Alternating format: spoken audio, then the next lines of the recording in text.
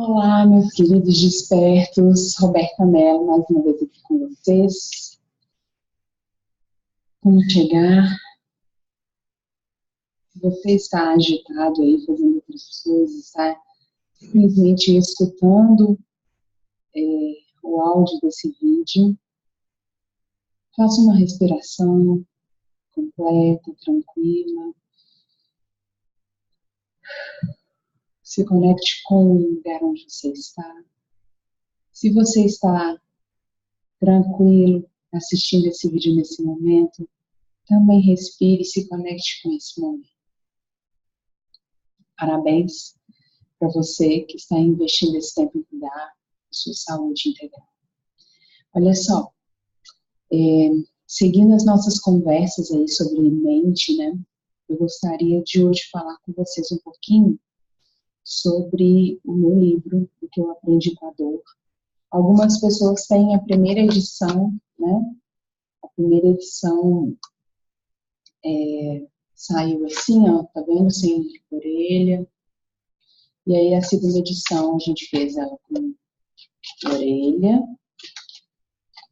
E eu aumentei algumas questões no conteúdo também.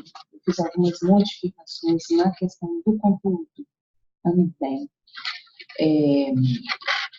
Acrescentei algumas informações que eu achava interessante, porque acontece. Esse livro, ele surgiu, ele se chama Capim de Dor, e ele surgiu, começou a surgir nos meus processos de vencer uma depressão, como eu já comentei com vocês. E aí, o que acontece é que eu escrevi um livro e eu fui fazendo palestras sobre ele. Eu fiz muitas palestras, desde abril, quando ele saiu, até hoje. Eu já fiz mais de 50 palestras sobre ele. Se não foi mais, quase isso. E aí, com as palestras, a gente vai falando algumas coisas e vai tendo alguns insights. Eu falei, cara, eu vou colocar esses acréscimos lá no livro. E aí, como a primeira tiragem que a gente fez acabou, graças a Deus, na segunda tiragem eu coloquei esses acréscimos. Mas, então, a ideia é que a pessoa que não entende e que nunca pensou e que nunca nem ouviu falar sobre essa questão da mente, que ela tenha um acesso inicial aqui através desse livro e que ela tenha também ferramentas para a vida cotidiana, para aplicar a espiritualidade na prática da vida cotidiana.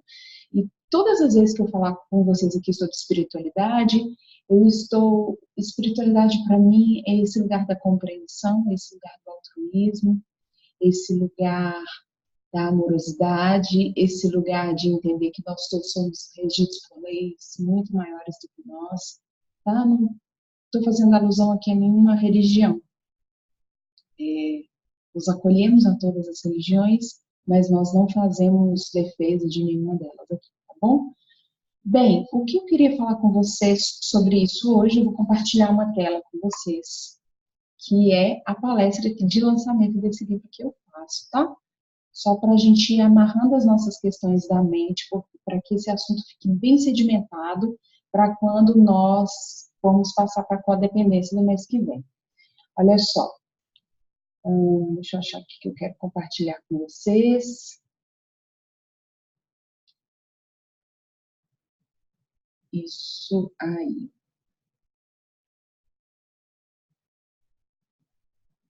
Aí, beleza. Vamos lá.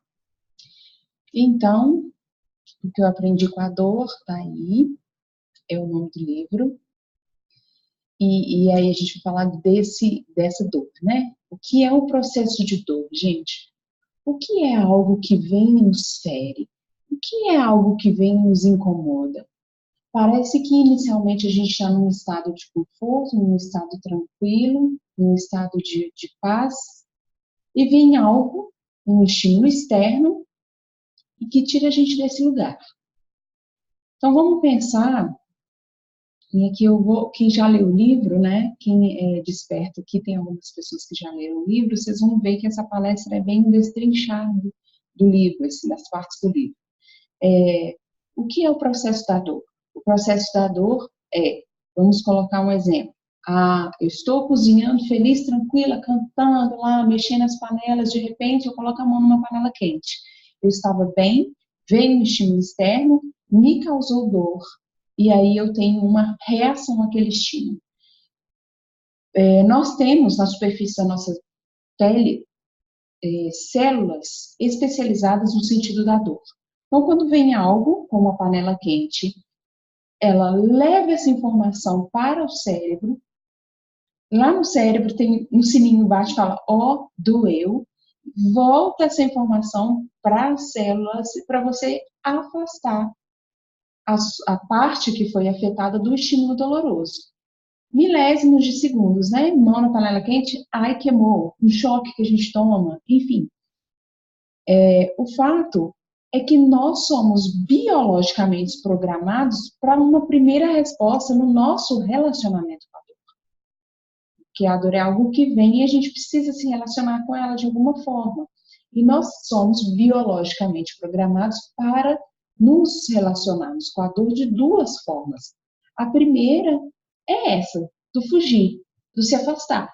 Pus a mão na panela quente, ai meu Deus do céu, sai daqui.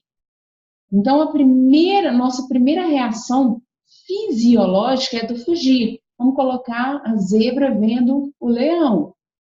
Fugir. São instintos, são questões físicas mesmo que nós herdamos dos nossos companheiros de jornada e os animais. Ok? E aí a segunda reação, que também é fisiológica, lutar.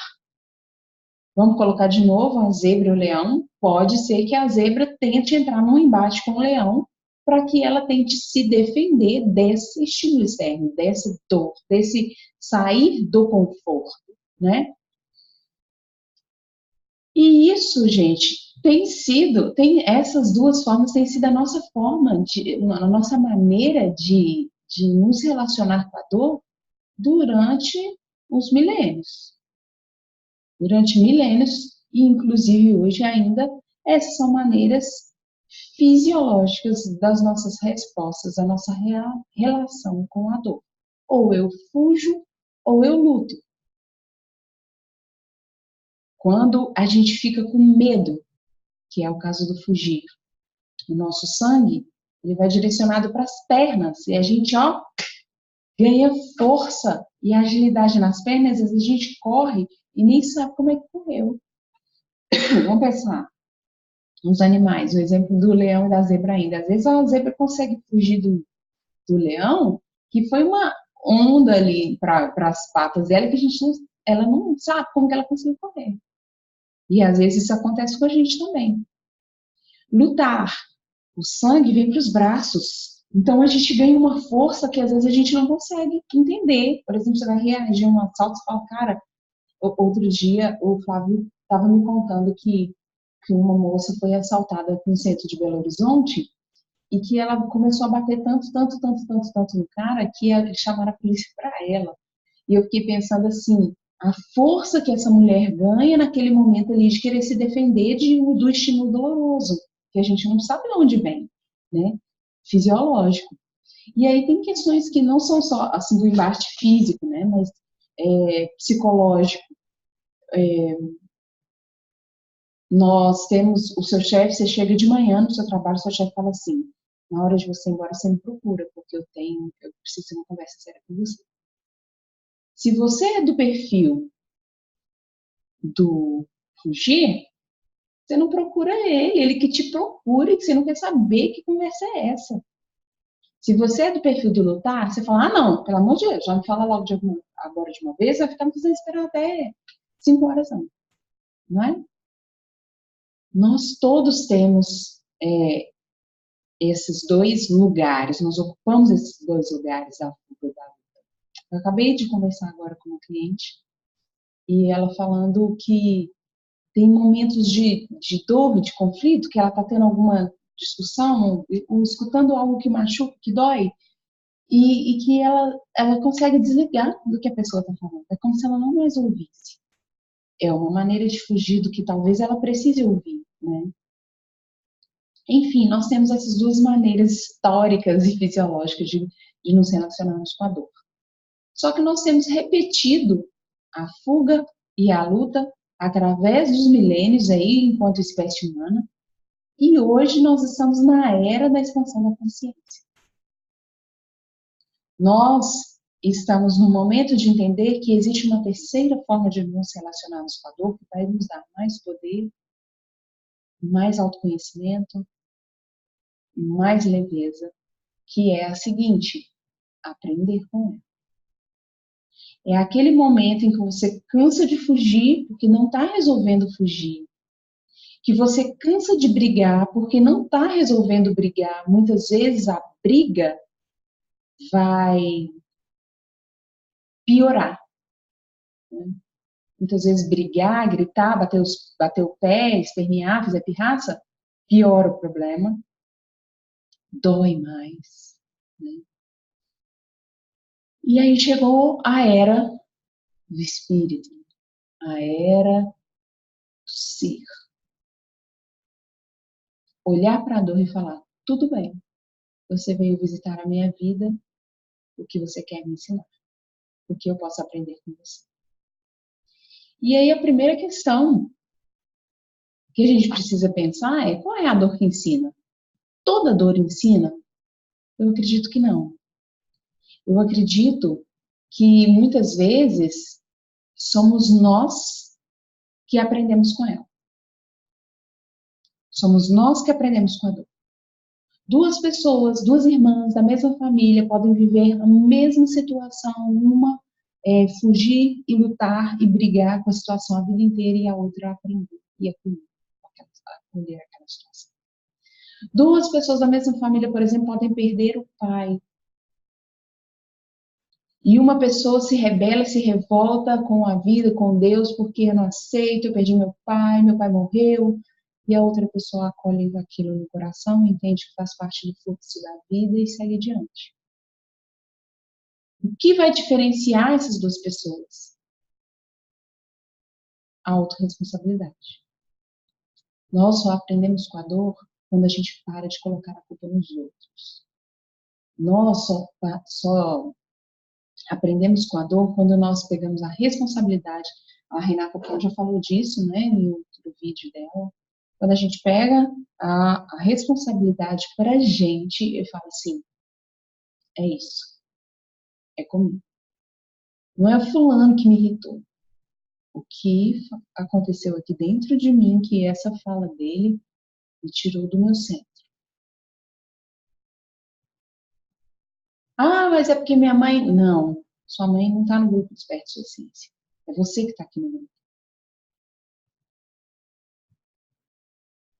O que é da sua mãe que está encontrando ressonância dentro do seu coração? Ah, mas que o meu marido... Seu marido não está no grupo de Desperta Sua Essência, meu pai. Mas o que eu quero dizer é que todas as vezes que a gente fala: ah, é o governo, ah, é o clima, ah, é o...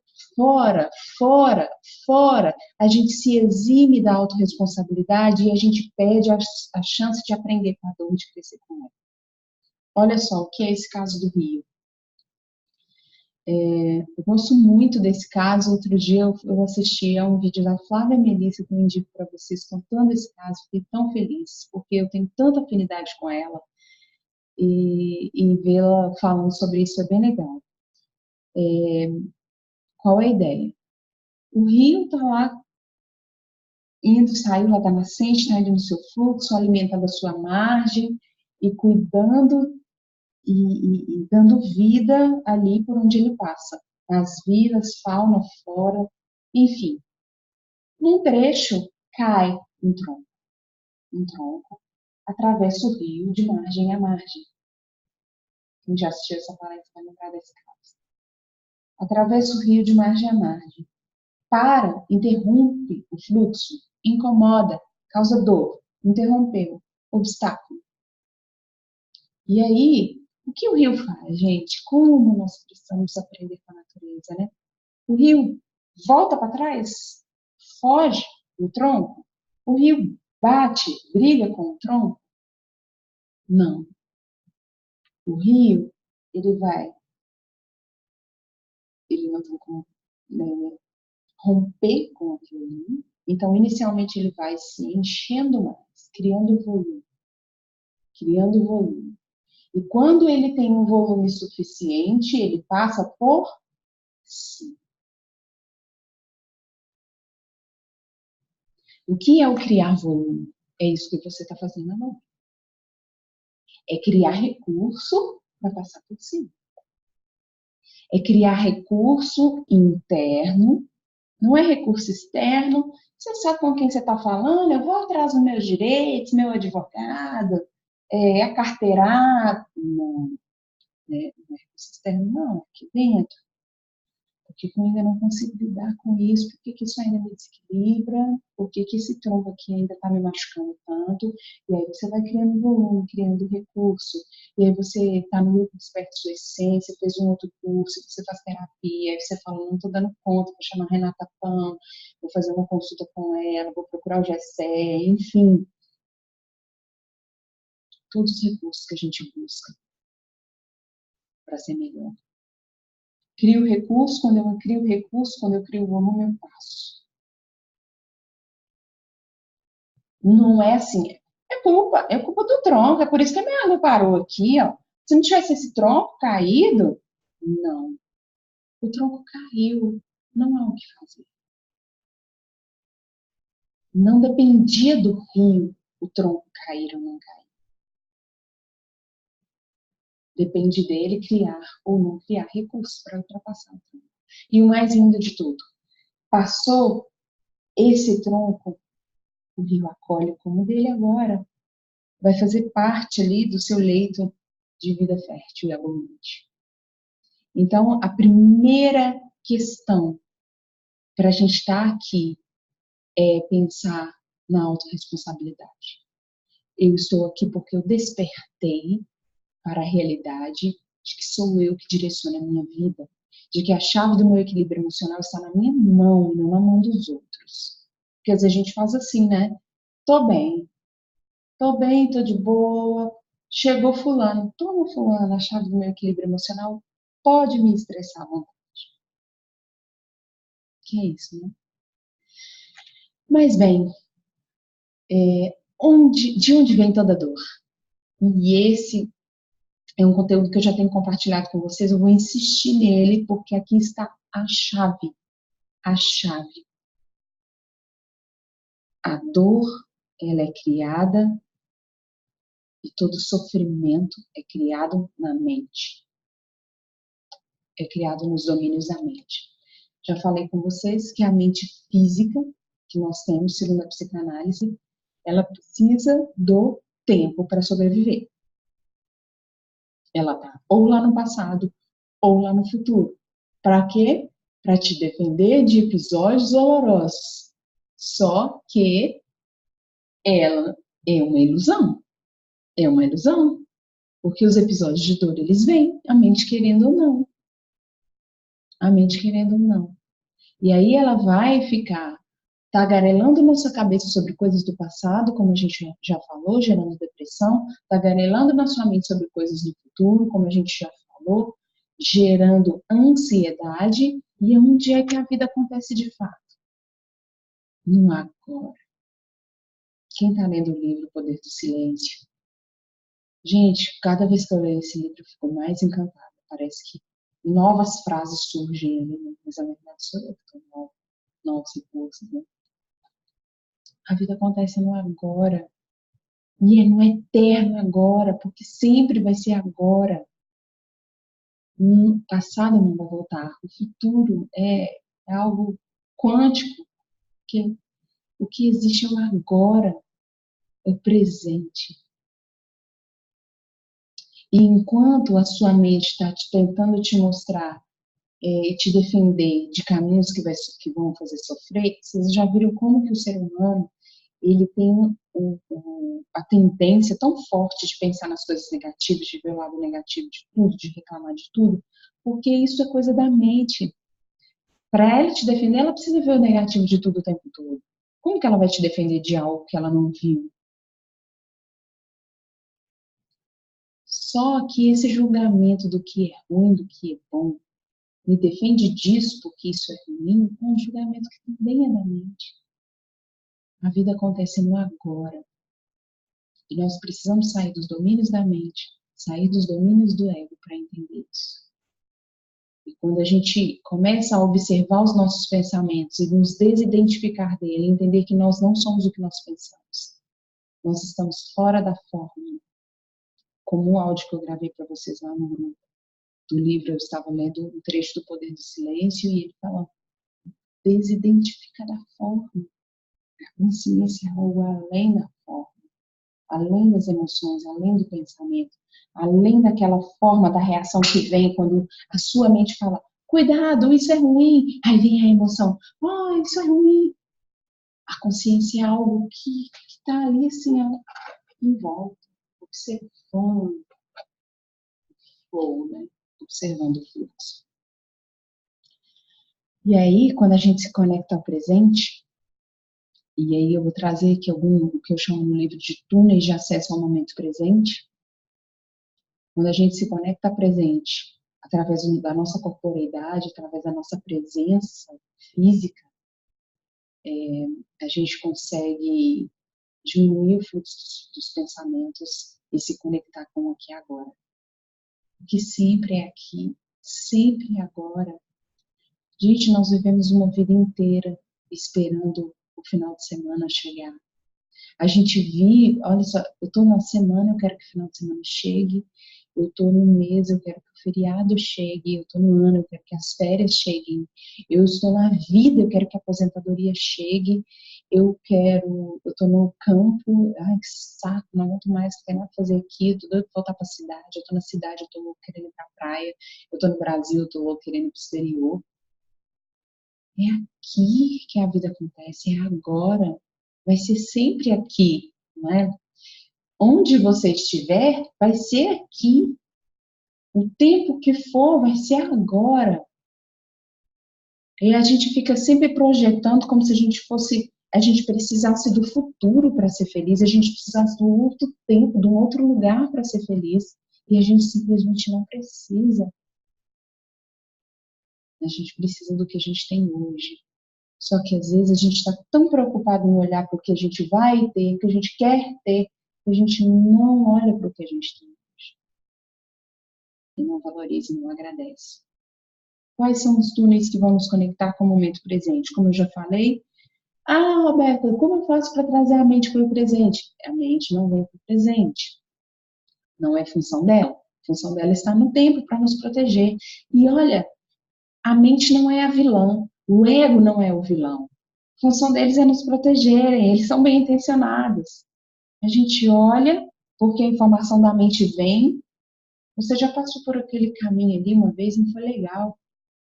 Você olha para isso. O que é o despertar? Quem é o Buda? Buda significa aquele que desperta. Quem é aquele que desperta? É aquele que passa a olhar para os seus processos. Porque quando você fala assim, você já foi por aquele caminho ali e não deu certo. Ai, meu Deus, isso não deu certo. Ai, se eu passar de novo por lá, o que vai acontecer? Ai, ao desperto. É verdade. Gratidão, mente, por essa informação. Deixa eu sentir aqui no meu coração, no meu corpo físico, na minha energia do agora. O que ela pensa, o que ela sente sobre isso, né? E aí, o que pode conectar a gente com o momento presente? E aí, fica algumas tarefas para vocês viverem aí no final de semana. Escolham as suas tarefas. Contemplação. Contemplação é algo que total nos traz para o presente. E eu quero falar com vocês sobre dois tipos de contemplação. Só mexer aqui que a perna doeu. Dois tipos de contemplação que eu quero que vocês, que a gente pense. Primeira questão da contemplação. Contemplar o belo. Obras da natureza, obras do homem, não importa. Importa que você se sente para um horizonte e contemple. Se sente de frente para o mar e contemple. Se sente na beirada do berço do seu filho, do seu neto e contemple. Se sente perto do seu cachorrinho e contemple. Desde as coisas maravilhosas que você fala assim, cara, como eu tô precisando estar de frente com uma cachoeira linda e contemplar, as coisas do nosso dia a dia que às vezes a gente perde e não contempla. Esse espaço aqui eu já mostrei para vocês, é o lugar onde eu atendo. Às vezes eu adoro aqui, adoro a energia daqui. Às vezes eu venho e sento aqui e contemplo e agradeço por esse espaço, que é um espaço de cura para as pessoas e para mim mesma. E isso é uma contemplação do ambiente, dos lugares, né? Agora, a contemplação de dentro. E aí, para mim, talvez essa seja a verdadeira contemplação, né? Porque contemplar significa convergir o seu olhar para um tempo, né? Como se ele fosse sagrado. E aí, quando eu entro, uma vez eu fui a Barcelona, aquela Sagrada Família do Gaudí, contemplação silencia totalmente a sua mente, você não tem nem que pensar. E aí é um silêncio, né? O mar também me faz ficar nesse estado de silêncio interno, na contemplação. Mas o que é contemplar esse lugar, esse espaço como se fosse sagrado? Esse espaço nosso interno. E esse é um exercício de todos os dias. Não é um exercício somente para a hora de meditação, não é um exercício somente para quando você está num lugar bonito para contemplar. Contemplação, a verdadeira que raiva que essa pessoa me fez, me irritou. Eu fico até vermelha, as bochechas quentes. Contempla, olha para isso. O que isso diz sobre mim mesma? Eu aqui querendo ter o controle de todas as coisas, será? Isso fala de um sentimento de rejeição meu, de insegurança, será? Entende? Contemplar dentro, fundamental para o processo de despertar. Às vezes a gente não vai transformar, ou às vezes ou quase sempre, a gente não vai transformar de uma hora para outra processos nossos que têm sido construídos desde o útero, e para quem acredita em outras vidas, desde outras vidas, né? Mas vamos pensar que se nós estamos olhando para isso, nós já despertamos. Não é o que o Eckhart Tolle fala no Poder do Silêncio? Se você está vendo o que está acontecendo, já tem consciência aí. Isso já é um passo, né? Contemplar. O segundo túnel de acesso ao momento presente, olha aí, eu coloquei antes do segundo túnel, olha que lindo. Olha só. Imagina você de frente para essa imagem, se tem alguma mente que continua falando alguma coisa, quem é que vai pensar na conta de luz que tem que pagar, que não conseguiu dinheiro, diante disso? Silencia a mente, né? O segundo túnel, a meditação. A Sônia está aí no grupo, dando essas dicas para nós, a Renata sempre está falando da visualização criativa, para a gente fechar os olhos e se imaginar lá deitado no divã dela. Gente, desculpa, eu já deitei naquele divã, tá? Eu fui à casa da Renata Paul nas férias de julho, foi uma das experiências mais lindas da minha vida, gente. Mas, enfim, meditação. Existe um mito da meditação, que meditar é não pensar em nada. Não existe, nós somos seres humanos, nosso pensamento é contínuo. O que é a meditação? Meditação é dar serviço para a sua mente. A sua mente vai observar a sua respiração, a sua mente vai ser guiada por uma visualização criativa, a sua mente vai, igual no mindfulness, né, a atenção plena aos sentidos, né? Tem um exercício do mindfulness que eu fazia que era você tentar observar a diferença da temperatura entrando e saindo do ar, entrando e saindo no... E, de novo, a diferença da temperatura do ar ao entrar e sair das narinas, entendeu? Então, assim, você está dando sua mente o serviço de ficar focada em algo para que ela desfoque de tanto fluxo de pensamento. Então, você está aqui assim, ó, de preferência com a coluna ereta, né, a meditação, porque existe a ideia do alinhamento dos 7 chakras, né, quando a gente está meditando assim, alinhada, como se viesse um fio que buscasse a gente aqui, assim, né? que alongasse. Mas você pode fazer deitado. Eu falo que meditação não é hora de sofrer, é hora de se entregar, de soltar. Então, você está lá assim, igual a Sônia propôs aquela vez, né? 1, 2, 3, inspira. 1, 2, 3, segura. 1, 2, 3, expira. 1, 2, 3, vazio. E você vai repetir essa contagem durante 5 minutos. Vamos colocar. Gente, durante 5 minutos, 1 milhão de pensamentos vão querer entrar na sua mente. Você vai estar lá no 1, 2, 3, 1, 2, 3, 1, 2, 3, vai vir a panela, será que você desligou?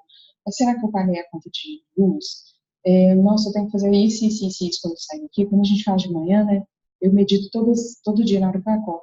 E aí eu fico assim, várias vezes, nossa, eu tenho que fazer isso. Só que o que indica a qualidade da sua meditação? É a questão da contemplação, do seu olhar, né? Quão rápido o seu olhar observa que você saiu da meditação e te traz de volta. Tem até uma técnica, quando você percebe um pensamento, você fala, seja bem-vindo, até logo. E deixa aí, porque às vezes a gente se prende, né? Você está lá meditando, 1, 2, 3, inspira, 1, 2, 3, tá. Aí, de repente, você lembra de uma briga. Ai, nossa, briga com meu marido, tal, aí você se prende aqui. Já tô pensando na briga. Eu sabia que eu não ia conseguir meditar. Aí você fala, pra mim mesmo, não. Olha, pensei na briga. Seja bem-vindo, pensamento. 1, 2, 3, 1, 2, 3, 1, 2, 3. Não importa quantas vezes você saia do seu centro. Importa que você observe que você saiu dele e volte. Não importa quantas vezes você sai, importa quantas vezes você faz o esforço de voltar. E a meditação, ela vai ser igual uma atividade física. Quanto mais você fizer, melhor você vai ficar nisso. Meditação é uma atividade para a mente, exercício para a mente. Como a academia é um exercício para o seu corpo. E no primeiro dia que você sai, quando você vai embora, no outro dia você acorda, não consegue nem andar. E se alguém faz você rir, não me faz rir, não, tô doendo. Não é assim? Meditação, mesma coisa. Eu fiz hoje, foi péssimo. Tem dia que é lindo, você fala, eu tô quase em êxtase. Você não quer nem parar. Tem dia que é péssimo, mas é a constância, é o exercício. Olha só que interessante essa imagem. Essa imagem mais colorida, eu acho que eu já até mostrei ela para vocês, né? Eu mostrei ela para vocês, eu coloquei aqui novamente, porque essa aqui provavelmente não foi a primeira vez que essa pessoa meditou. Que eu queria falar com vocês essa questão do que a gente estava falando lá no começo, nos primeiros vídeos, da questão da consciência, coerência e constância. Cara, eu já sei. Olha, eu nem sabia o que era meditação. Agora eu sei. Consciência. Coerência, cara. Se agora eu sei que isso faz bem pra mim, então eu preciso fazer. Vou fazer? Faz bem pra mim? Tá. Eu sei que se fazer bem pra mim, eu vou ficar fazendo uma vez na vida ou na morte? Não, vou fazer sempre. Se faz bem pra mim, eu vou fazer sempre. E aí, essa imagem é uma imagem de pessoa que faz isso sempre. Porque, de ordem geral, nosso fluxo mental é como esse cara aí com o cérebro aí todo colorido. E isso aqui, essa pesquisa, como eu falei para vocês no outro vídeo, são 10 minutos depois de 10 minutos de meditação. Mas imagina se essa pessoa medita 10 minutos todos os dias. Se isso não vai ajudar, isso não vai criando novas rotas neurais no cérebro dela, não vai auxiliando no dia a dia, no cotidiano, a diminuir esse fluxo de pensamentos, esse turbilhão mental que a gente vive. Porque uma coisa bacana é que às vezes você fala assim, não estou melhorando. Outro dia eu fiz um processo de coaching com um cara, ele é até constelador familiar, me falou, Roberto, estou precisando muito de coaching e tal. Aí eu fiz com ele. Nós fizemos nossas 8 sessões, né, que eu tenho no meu processo. E aí eu falava com ele a cada sessão, e aí, como as coisas estão, a organização do tempo, que era a questão dele, ele queria organizar melhor o tempo e tal, como é que tá isso? Ele, Roberta, eu não sei como está melhorando, eu sei que está melhorando. Eu não sei o que está acontecendo, mas eu estou dando conta de fazer as coisas. E aí, assim, o que eu falo com ele é que a gente vai buscando os recursos, eu vou meditando, nossa, eu tô tão agitada, tão ansiosa, e você vai meditando, vai meditando. Você acha que não está melhorando, mas na hora que vem uma situação, você reage de outra forma, você vê que as coisas estão começando a fazer sentido. E isso é uma coisa bacana da meditação. A meditação, ela aumenta o espaço entre o estímulo externo e a resposta, a nossa reação, que é o que a gente falou lá das maneiras de se relacionar com a dor, né? Vem o estímulo externo e a pessoa que medita tem um espaço maior até a reação vir. E aí, quando vem, muitas vezes não é reação mais, já é resposta, porque a reação ela é mental. A reação é a sua mente falando, olha, isso é ruim, reage, luta, foge. A resposta, quando alguém faz uma pergunta numa prova, a gente pensa para dar a resposta.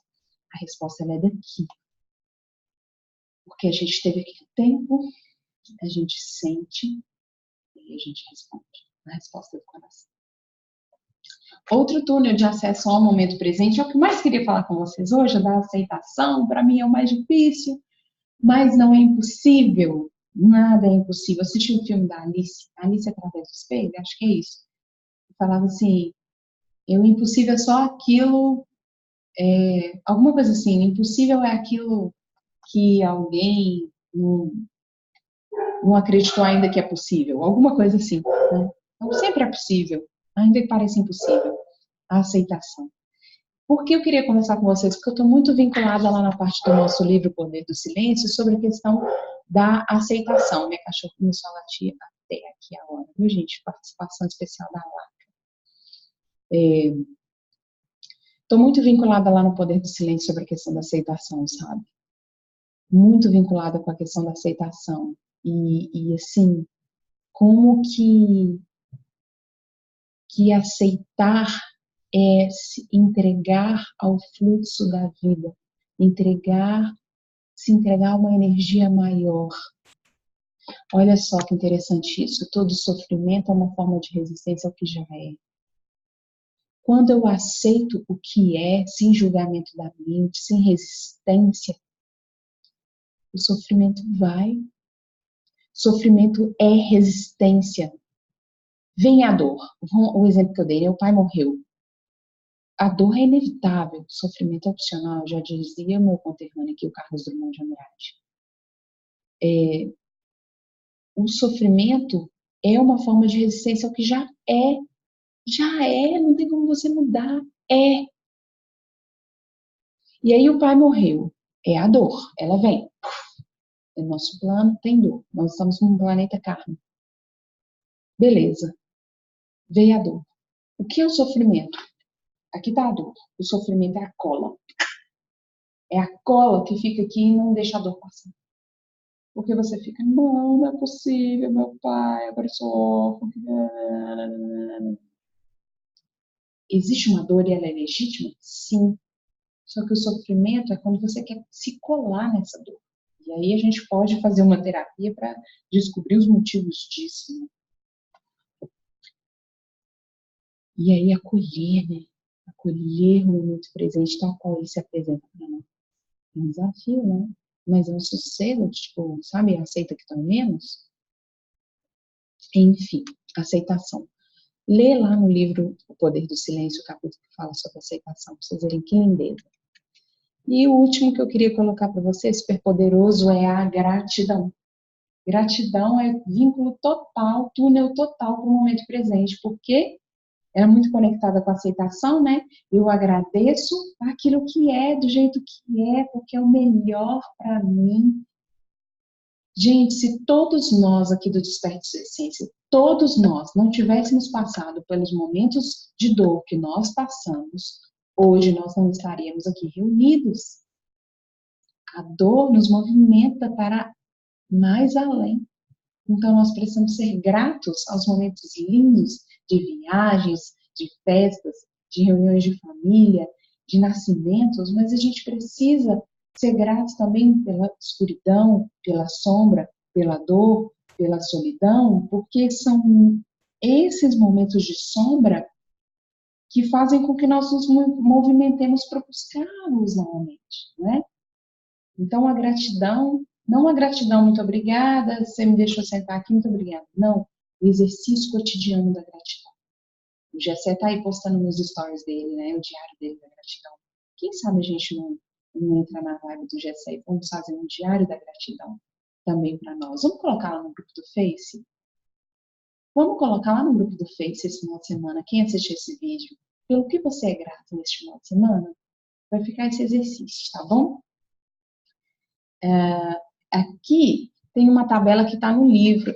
Essa tabela é do Dr. David Hawkins, eu coloquei na segunda edição, porque eu achei importante a frequência vibracional das emoções. Eu coloquei aqui uma parte dela no livro, tá vendo? A frequência vibracional das emoções, olha só, vergonha 20 Hz, culpa 30 Hz, apatia 50 Hz. Lá para cima, gente, lá para cima, para você ser grato. Olha a aceitação, 350 Hz. Amor, alegria, vai subindo. Sabia que a gratidão está acima dos 600 Hz? E aí, quando a gente escuta as pessoas falando assim, a vida dá mais do mesmo. Você recebe aquilo que você dá. É isso. Pensamento é onda eletromagnética que irradia e capta ondas de igual teor. Então, irradia em ondas, cria um campo eletromagnético em torno de mim, que vira um ímã e que capta ondas na mesma frequência em hertz. Então, se eu estou lá, gratidão, paz, amor, é isso que eu vou fazer na minha vida. Por isso que vivenciar a gratidão é tão fantástico. Uma coisa que eu queria, para a gente finalizar nosso encontro de hoje, é que vocês pensem que às vezes o que importa é não se importar. Às vezes a dor está demais, se você já vivencia gratidão, em meditação, não sei o que mais, e faz o diabo a quatro para tentar se curar, às vezes o que importa um pouco é ligar o foda-se. Às vezes você está lá tentando bajular e agradar aquela pessoa do seu serviço que não gosta de você, às vezes o que importa é não se importar, vai dar atenção para quem gosta de você. Às vezes o que importa é a gente tirar o foco daquilo, porque tudo que a gente foca cresce, né? Às vezes o que importa é eu tirar o foco daquilo e tirando o foco, aquilo vai diminuir dentro de mim, né? E aí, lembrar que a nossa vida sempre vai ter esses movimentos. Essa foi outra parte que eu incluí no livro, que não tinha. É algo da constelação familiar que eu queria compartilhar com as pessoas que eu coloquei no livro. E eu sempre uso nas palestras. A vida tem dois movimentos, de contração e de expansão. Sempre vamos ter momentos de dor, de contração. Sempre vamos ter momentos de alegria, de leveza, de expansão. Sempre os dois movimentos. E sabe que expande, expande, expande, expande. Ai, consegui um emprego novo. Encheu. Ai, foi mandado embora. Contraiu. Sempre vai acontecer. E sempre, no auge da sua contração, vai passar. Vai passar. Não existe uma dor, um sofrimento que seja para sempre. Principalmente quando você decide soltar. Sofrimento é quando você joga a cola na dor. Nunca se esqueçam disso. Sofrimento é resistência ao que já aconteceu, deixa ir. Deixa ir. E lembra que no auge da dor, no auge da contração, lembra de uma pessoa tendo bebê. Quem é mãe aqui? No auge da contração surge a vida. É aqui, quando a vida te quebra, te contrai, te aperta, que você ressurge reestruturado, maior. Você que está desperto, você que está olhando para a dor com a terceira opção, se relacionar com ela, querendo aprender. Não há se agarrar, eu obrigado, quero sofrer para eu crescer. Não. Mas quando ela vier, a gente recebe, a gente acolhe, porque faz parte dos movimentos da vida. Eu agradeço muito, mais uma vez, vocês que estão aqui comigo. Tem as redes aí do Conhecer e Despertar, se vocês quiserem falar comigo individualmente. Quem não se inscreveu ainda aqui no canal, quem é desperto, se inscreva aqui no Conhecer e Despertar. A gente segue se falando. Muito obrigada pela essa companhia de sempre. Muito obrigada por vocês estarem aqui no grupo. Compartilhem a ideia do desperto, a sua essência com as pessoas que vocês acham que precisam disso, tá bom? Gratidão. Deixa eu parar de compartilhar aqui para eu despedir de vocês, grandona. Aí, tchau. Beijo, gratidão. Namastê.